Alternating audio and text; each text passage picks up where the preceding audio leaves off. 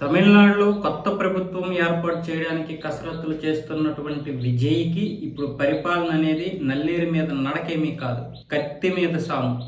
ఆయన చేసినటువంటి వాగ్దానాలు నెరవేర్చాలంటే సంవత్సరానికి 40,000 నుంచి 45,000 కోట్ల రూపాయలు అదనంగా ఖర్చు అవుతుంది. అంటే మహిళలకి 2,500 రూపాయలు, అలాగే పెన్షన్ ఏమొచ్చేసి 3,000 రూపాయలు, రైతులకి ప్రతి సంవత్సరం 15,000 రూపాయలు.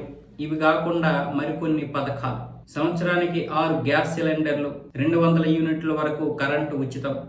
ఇవన్నీ నెరవేర్చాలి అంటే సామాన్యమైనటువంటి విషయం కాదు.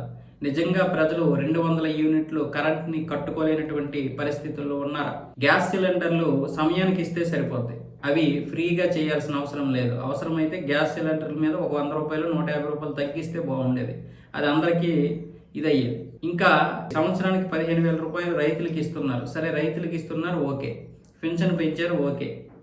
మహిళలకి ఈ వృత్తి ఇచ్చే కంటే ఏదైనా ఉపాధి హామీ చూపిస్తే రాష్ట్రానికి అభివృద్ధి ఉంటుంది, ఆదాయము ఉంటుంది. ఇది కేవలం విజయనే కాదు, చాలా రాష్ట్రాల యొక్క నాయకులు ఈ పొరపాట్లే చేస్తున్నారు. దీనివల్ల ఇప్పుడు తమిళనాడు ఖజానా 42,000 కోట్లు భరించాల్సి ఉంటుంది అదనంగా.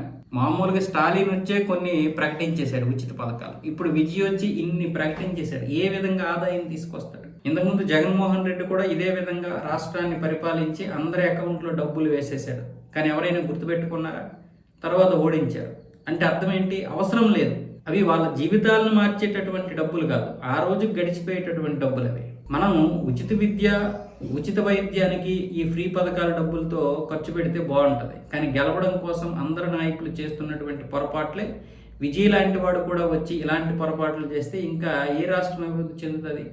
నిజం చెప్పాలంటే విజయ్ లాంటి వాడికి అవకాశం వచ్చినప్పుడు దాన్ని బాగా, అంటే ఒక మోడల్ రాష్ట్రంగా తీర్చిదిద్ది సంస్కృతి సాంప్రదాయాలు కాపాడుకుంటూనే ఒక మంచిగా ఎవరో చేయలేనటువంటి ఉచిత విద్య, ఉచిత వైద్యం, అంటే ఒక అత్యద్భుతమైనటువంటి పాఠశాలలు కట్టి వాళ్ళకి కావాల్సినటువంటి అన్ని ఏర్పాట్లు చేసి అక్కడ టీచర్లు నియమించి సౌకర్యాలు ఏర్పాటు చేస్తే అది రేపు ఇతర రాష్ట్రాల వాళ్ళు చూసి నేర్చుకుంటారు, స్ఫూర్తి పొందుతారు.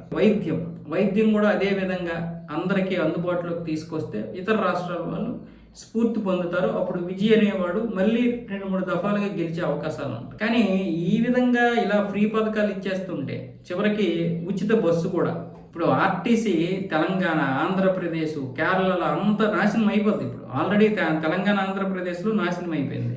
కేరళ వాళ్ళు కూడా, కాంగ్రెస్ వాళ్ళు అదే పథకం పెట్టారు. సేమ్ ఇక్కడ విజయ్ కూడా అదే పెట్టాడు. ఏమవుద్ది? ఇప్పుడు మొత్తం నాశనం, సర్వనాశనం అయిపోతుంది.